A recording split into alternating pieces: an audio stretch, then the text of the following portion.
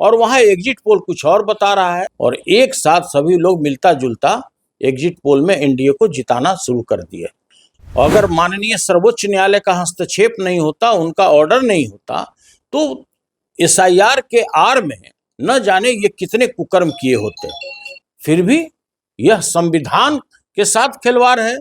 यह जिस तरह से उन लोगों ने इस तरह एग्जिट पोल कराया, नालंदा जिले में जिस तरह से हिलसा में मेरे कैंडिडेट को हराया गया, जिस तरह से गोपालगंज में भोरे के कैंडिडेट को हराया गया, अगर आप इस तरह की कोई भी तरह का आप गड़बड़ी करते हैं तो आपको साफ पता लगेगा कि या मेरा उम्मीदवार बाहर आएगा या वो पदाधिकारी रिटर्निंग अफसर काउंटिंग स्थल से बाहर आएगा। तो रिटर्निंग अफसर हैं, उनसे मेरा हाथ जोड़कर विनती है कि आप चुनाव आयोग गलत काम नहीं कीजिए। वो दृश्य आपको बिहार में कल देखने को मिलेगा जो जिसकी परिकल्पना नहीं कर सकते। नमस्कार, आप देख रहे हैं न्यूज हाट। मैं हूं आपके साथ हस्मी सराफ।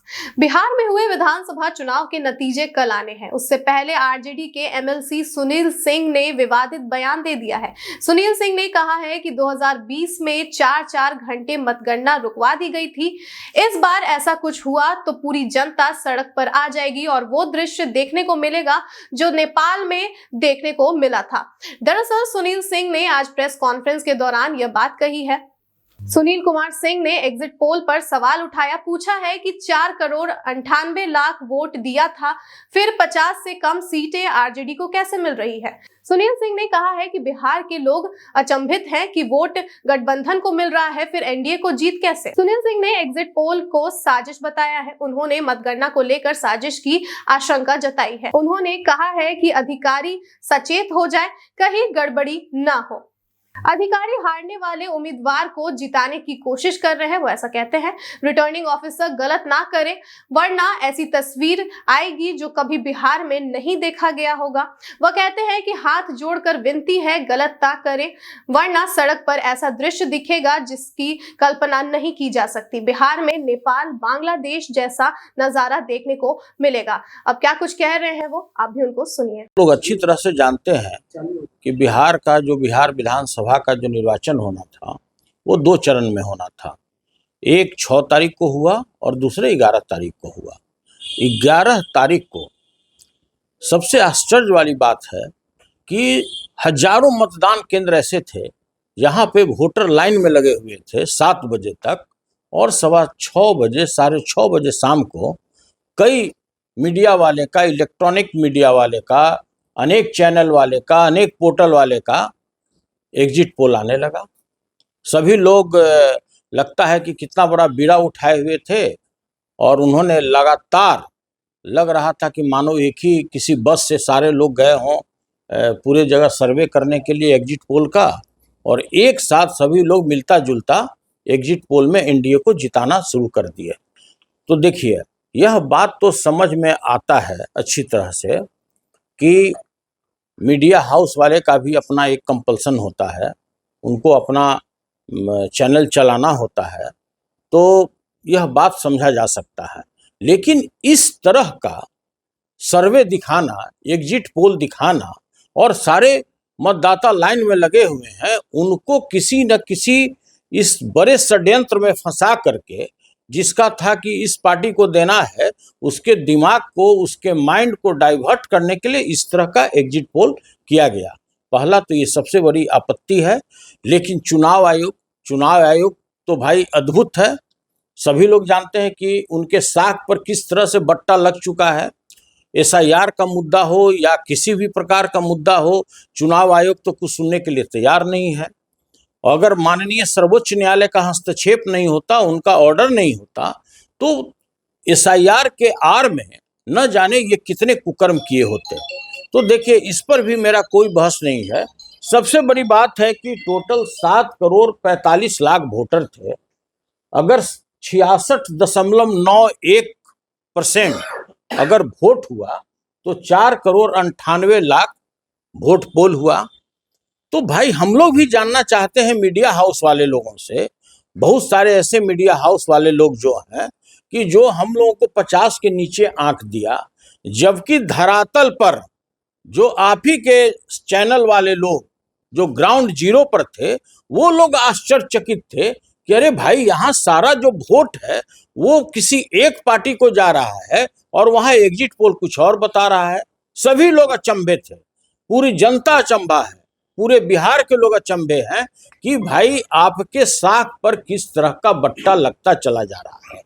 सबसे बड़ी बात है कि जिस तरह से महागठबंधन के जो लीडर आदरणीय तेजस्वी प्रसाद यादव जी का जो मुहिम था कि हम प्रत्येक घर में सरकारी नौकरी देंगे, 14 जनवरी मकर संक्रांति के दिन राज्य के प्रत्येक महिलाओं को हम 30,000 रुपया उनके खाते में देंगे, किसानों के बारे में, टोटल युवाओं के बारे में हम पलायन रोकेंगे, हम किस तरह से रोजगार देंगे, जो उनका विजन था यह साफ हर एक पंचायत में दिख रहा था, हर एक पोलिंग बूथ पे दिख रहा था कि किस तरह से युवा लोग उत्साहित होकर के टोटल वोट दिए चले जा रहे थे।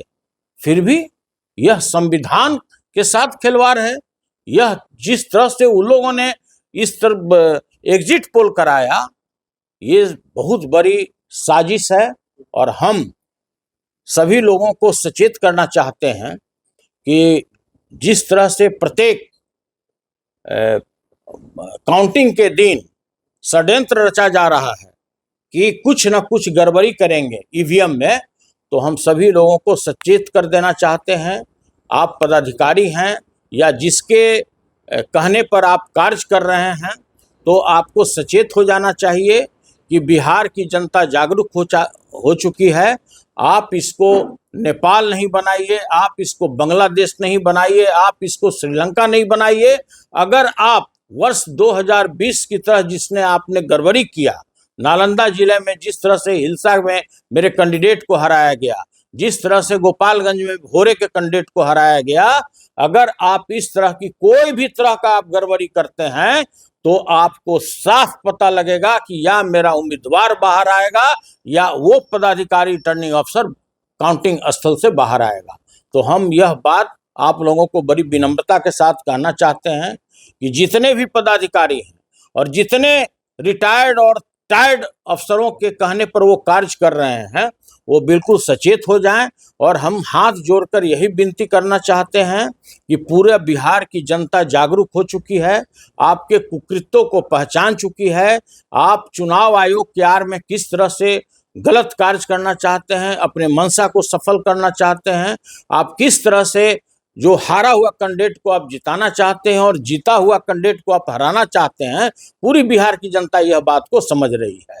और जिस तरह से हम लोगों के पक्ष में जो वोट पोल हुआ है, जो चाहे पलायन की बात हो, रोजगार की बात हो, किसानों की बात हो, और हमारे लीडर ने जिस तरह का राज्य में पूरा मुहिम चलाया है, वो अद्भुत है और वो साफ सभी पोलिंग बूथ पर देखने को मिला है।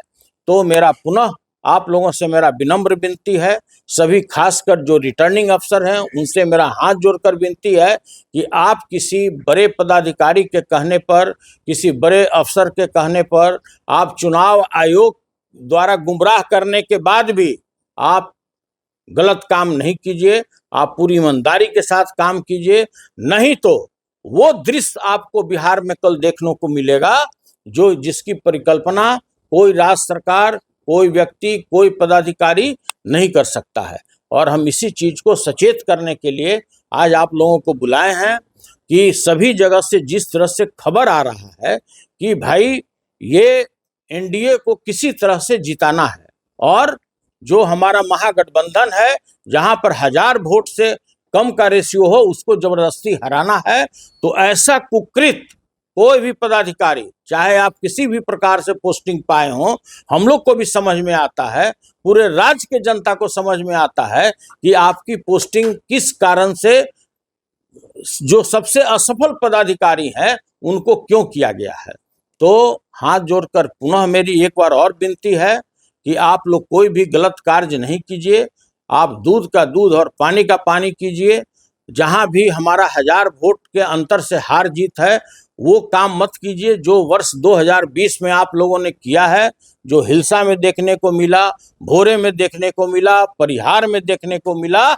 नहीं तो रोड पर आपको वो दृश्य दिखेगा, कि जिसकी परिकल्पना नहीं की जा सकती है। आप नहीं संभाल सकते हैं। जिस तरह नेपाल में हुआ, जिस तरह से बांग्लादेश में हुआ, जिस तरह से श्रीलंका में हुआ, वो दृश्य कल आपको पूरे बिहार में देखने को मिलेगा अगर आप बेईमानी करते हैं तो। हम सभी पदाधिकारी को बेईमान नहीं घोषित करना चाहते हैं। बहुत सारे ऐसे भी पदाधिकारी हैं जो आज भी अपना ईमान बचा करके रखे हुए हैं। सुनील सिंह के इस बयान पर बिहार बीजेपी के प्रदेश अध्यक्ष दिलीप जायसवाल ने प्रतिक्रियाएं दी हैं। उन्होंने बिहार में कानून का राज बताया, कहा कि गुंडा राज वाली सरकार नहीं है। आरजेडी के लोग हार की हताशा में हैं। आरजेडी के लोग जनता और मतदाता का अपमान कर रहे हैं। जेडीयू के नेता और पार्टी के प्रवक्ता नीरज कुमार ने भी इस मामले पर अपनी प्रतिक्रियाएं दी हैं। उन्होंने कहा है कि बिहार की जनता अपने चेहरे पर अपराध का धब्बा नहीं लेने जा रही है। यहाँ गुंडा राज नहीं चलेगा, यहाँ सुशासन की सरकार है। तो फिलहाल के लिए बस इतना ही। आप देखते रहिए न्यूज़ हाट। धन्यवाद।